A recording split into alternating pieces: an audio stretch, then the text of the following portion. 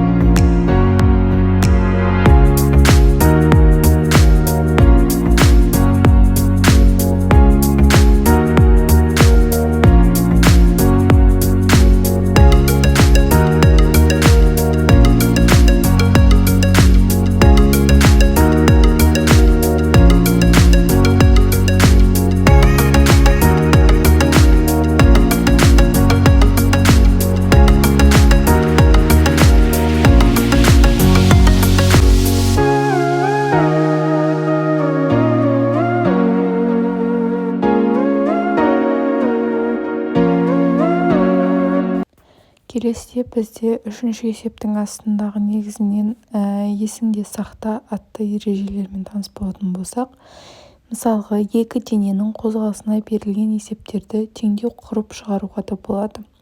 Ол үшін біз біріншіден мынау алгоритмдер бойынша жүреміз.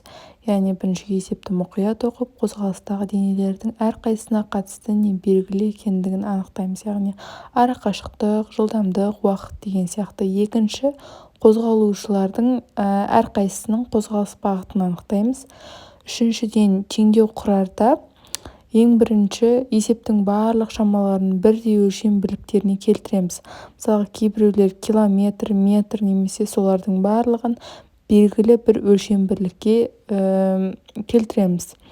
Ал төртінші, біз бұл жерде нені табу керек екенін анықтап, оны x пен белгілейміз. Соңында біз негізінен есептің берілген барлық мәліметтерді пайдаланып, сәйкесінше біз теңдік құрады екенбіз. Яғни қайсысы белгісіз, соны x деп алып, және де қалған мәндерді жазамыз. Келесіде бізде енді сол теңдеуді шешу ғана қалады. Сол теңдеуді шешіп, және де оны тексереміз.